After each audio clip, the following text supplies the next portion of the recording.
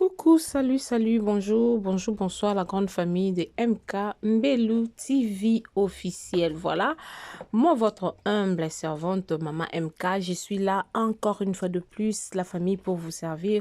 Je nous dis toujours que vous servir, c'est mon devoir à moi. Donc quand il y a à dire, en tout cas, on n'hésite pas pour venir vous donner des informations qui vous attendez ici chez MK Mbelou TV officiel. En tout cas, si vous êtes nouveau ou nouvelle sur la chaîne, n'hésitez pas de vous abonner. Abonnez-vous massivement et n'oubliez pas aussi d'appuyer la cloche de notification pour ne rater de nos prochaines vidéos.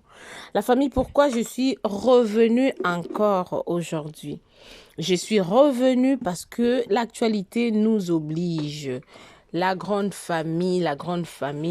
Pourquoi Maman MK est là? Pourquoi Maman MK est là aujourd'hui?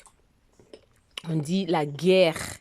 Il y a la guerre sur TikTok entre le cerf de messages de l'église Message et les TikTokers.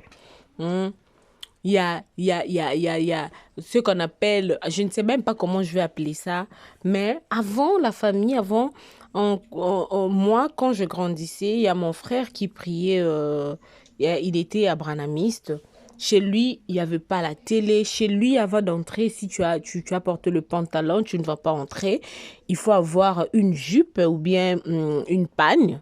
Mais aujourd'hui, ce n'est plus le cas. Et il y a une TikTokeuse qui est du message. C'est une TikTokeuse, elle fait des vidéos, elle donne des conseils. Et il y a eu quelques sœurs, hein? Donc ma sœur, il y a message, non, c'est une païenne. Et écoutez maintenant, je vais vous mettre la vidéo que vous voyez là en haut. Je vais vous le mettre. Et vous allez suivre la vidéo. Ok, vous allez suivre la vidéo. Mais je veux d'abord que... ok, attendez. Suivons d'abord la vidéo et puis on va revenir, ok? Ça sera mieux. Suivons la vidéo et puis je vais revenir pour qu'on puisse essayer un peu de parler un tout petit peu sur cette affaire. Bisous, suivons. Tu vois comme on a mis là, je rajoute polo. On va pas encore laisser, même t-shirt. Oh. Mes chéris, premièrement, prochainement, si vous voulez affronter mon boya bongoté, boya présentable, vous êtes quand même des jeunes filles, c'est pas bien comme ça. Ok, ok. Na télémélé non mo guerre wana bolobi. Na guerre na binote na otika osala ngote na télémélé on a combo na Yesu Christ parce que na grana binoto yebani na yebi identité ya majorité ya bato message on se connaît. Na télémélé on a combo na Yesu Christ. Bolobi bolataka bongo pona ko faire plaire na mokilité mais pona ko sepelisa liloba nzambe oyo frère Branham amemela bino. Ok, on est d'accord. Mais, nazo présenter bino, ba photo, ya mutu, ya famille, ya mutu, oyo, a memela bino message. Photo, on a tché oyo. Pour na ba oba éviter, exemple, moi si, ya frère Branham. Bino moko, bota la biema na ye. On le belote. Deuxième photo, na tché, ya bana, ya frère Branham, na, ye moko frère Branham, na moi si, na ye. Bota la ba jeune fille, na ye, ba na côté. Balati bras cassé, na ba jip, na genou. Troisième photo na tché ya baser ya église ya Branham na Branham yemoko bakangi botala ba elateli na bango na 1940 comment elles étaient très chic, très propre, très belle. Si pour tous waraka elateli ya moi c'est frère Branham denga wana sœur moko ya lelo la tabongo aya kokota na église bongo je pense que beaucoup lapidé. Frère Branham ngani a yeli biso message moko pur et simple. Mais biso to komisi yango compliqué le cours en mathématiques na 12 heures. Frère Branham alobi la biso to lata 200 habillement na biso est scandalisé batouté to éviter ko lata babilambo ya seraka et serré yo nyonso forme na nyonso nzoto ezomonana ba partie oyo ya intime ko komona na tali banda te ezomonana aboinde to lata bongo to lata de façon ya ko scandaliser batouté mais asengi la biso to za la désordre te désamé ni ko la ça bizarre te désamé ni ko la ça salité te pas seulement l'habillement mais regardez vos peaux. Majorité baser un message bazan ba poso lokola ba ekai ya bambisi ba poso ma be frère bana masengi na bino bo pakola ma futa te vous faites la honte vous tout ça la soni vous la ta désordre okozwa polo na kati ya robe soirée Dimanche, bino wana ba robe soirée, ba body na se ya ba robe soirée. Vous faites la honte et ça désordre. Désordre na bino wana yango kuma pousser ba mibali na bino ba landaka ba payen ou benga ba payen libanda. Ba frère un message ba koma na kindumba moko je ne sais pas on dirait ba tchuba bango tonga c'est à cause de vous. Bino nde comme si bango ba ndumba bongo. Ba frère un message ba infidèle. Le marié du message ba si vous faites comme ça dans les mariages bo yebi ba infidélité mibali na bino ba tchaka bino à l'est na infidélité. Bazan infidélité moko ya niveau élevé, c'est à cause de vous. Vous êtes désordre. Au moment on a un frère de message bien, très bien habillé en veste, mais t'as la moi soit accompagné. Le roi moi na musala na le roi patron na moi na musala na ba otambola. Mais couple, vous faites la honte. Vous faites la honte, vous dites que bata manastima ya message que mais toujours respecter message, il y a message oyo bana matei binoté. Bino bo bakisi ya bino so ba pesi bino ta exemple buta la rata ba église ya message ya mindele ndenge ezali bo pesa raison non bango baza na culture mosusu biso toza na culture mosusu so bolobi bango baza na culture mosusu boko ya pe message na bango parce que message est na mundele frère bana baza mundele so boza na poso c'est la culture na bino bo c'est la culture ya Afrique bo luka pe prophète na bino ya Afrique bo tika prophète à mindele alors vous faites la honte vous ça la soni ba conseiller bino bolingi conseiller. Oh, non, on ne peut pas imiter les montres, on ne peut pas imiter les païens, c'est Bangonde, il faut pas imiter Bisso. Mais c'est vous qui imitez les païens en question. Vous avez un perruque, vous avez un naturel, vous avez un bidel à marier, vous avez un païen, vous avez un rango. Mais les païens, vous avez un lens frontal, vous avez un perruque, vous tous vous êtes dedans. Ce qu'on a imité, nani. Nani landa, nani. Au frère Branham a sengi vous avez un naturel. Les perruques que vous utilisez, c'est être naturel. Ba mèche bozo kanga kami beaucoup mukanga kuna ba mèche ya couleur beaucoup musela kuna ba locks ou ebimi na ya ba couleur frère bana masengi na bino boza naturel ça c'est être naturel donc bino naturel na bino c'est juste le maquillage donc maquillage ndé boko tiate bobi ke toza naturel mais les mèches bozo tia eza ya bino ba perruque bozo tia eza ya bino ba locks bozo tia eza ya bino vous êtes des hypocrites. Vous êtes vraiment des hypocrites. Beaucoup de gens ont un message propre. Beaucoup de gens ont attaqué Kaza Payen. Il y a une fille dans TikTok qui a un message, elle est très propre. Il n'y a pas de body, mais il y a comment classer les body, à côté de la robe, à côté de la blouse. Elle est tellement propre. Beaucoup ne vous inspirez pas. Beaucoup ne vous inspirez pas. Nicolas propreté n'a beaucoup de finir Payen. Et ta jalousie, dit ça la rabino que vous finga est païenne. Cherchez à devenir comme elle, mais c'est que vous n'avez pas finga est païenne. Bon, surtout tiki kutu kawana to qu'est-ce qu'on a katia banda kuna bino. Basola masuba ya bana ba frère en boké di banda tende. Le na sokia. Si vous Voilà la grande famille. Nous venons de suivre la vidéo. En tout cas, tu kolanda biso surtout vidéo. Nde kona biso oyo auti koloba yepe aza ya église message ayo ki kanda ndenge batu bazuko finga nde kona bango sœur na bango ya église. To landa siko ba commentaire oyo eza na kati wana to ko comprendre qu'est-ce qui se passe. Nde komoka lobi ba sœur ya message degré boye kolinga TikTok. Kala ezalaki soki okutani na mutu ya message zala makasi na liloba po degré à côté ya yo balekaki na ba témoin de Jéhovah na côté ya lelo depuis diabulu ayela biso internet TikTok Facebook WhatsApp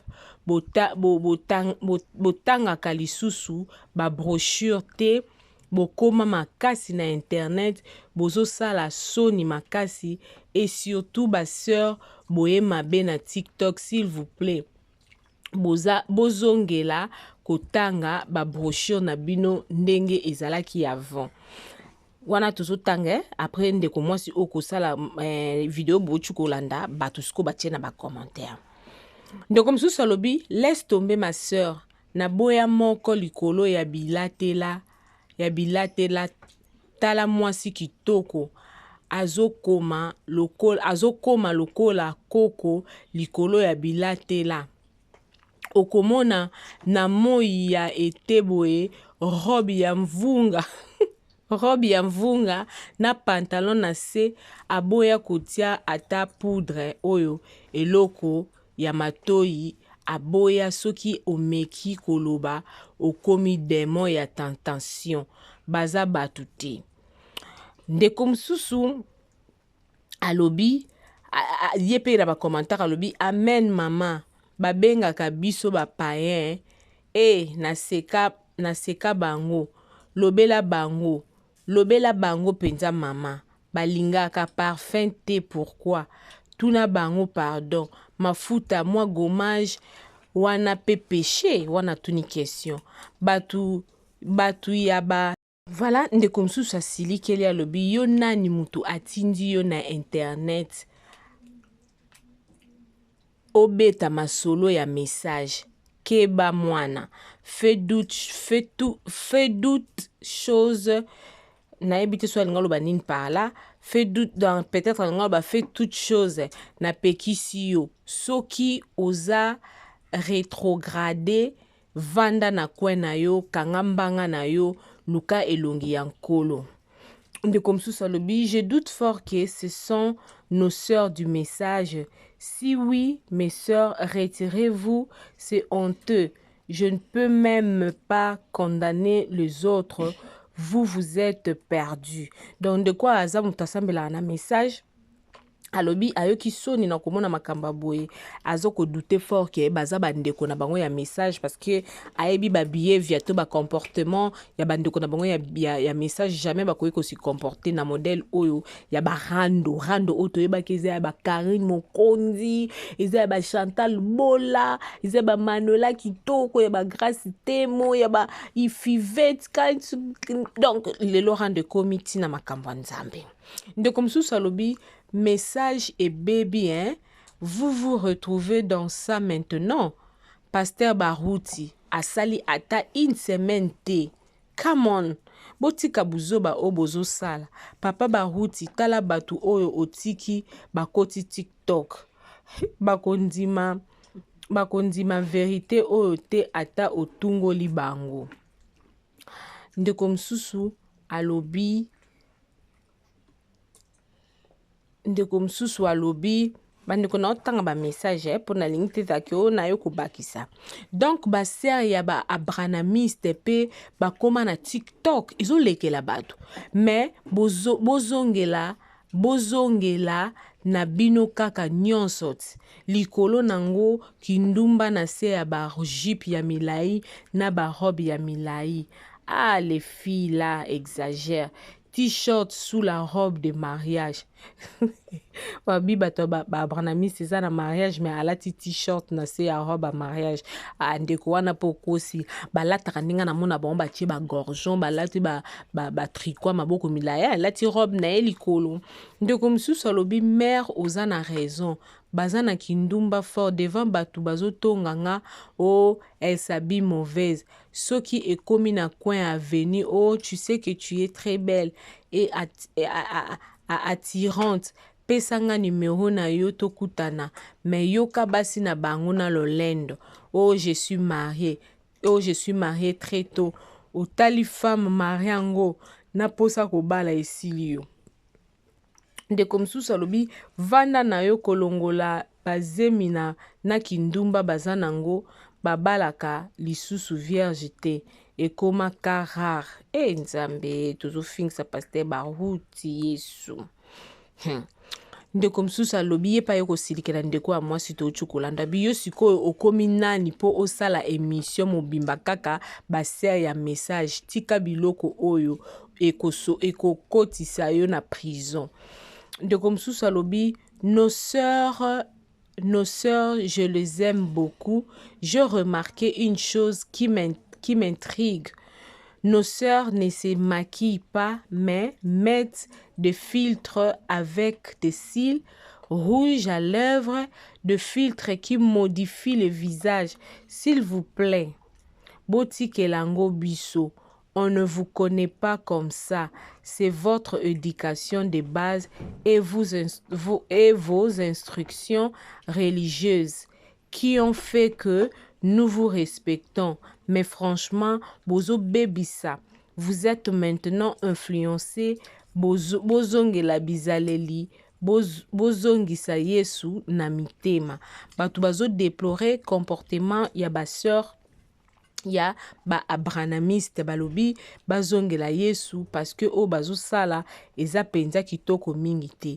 De comme ça lobi mibali bandumba tika ma chérie to melaka na bango masanga somo wana ndeko wana lobi ya melaka masanga na ba frère ya ba abranamiste. De comme ça lobi ma sœur oye na ba argument soki oza sœur ya message corriger bandeko na yo na citation ya frère Branham. Merci.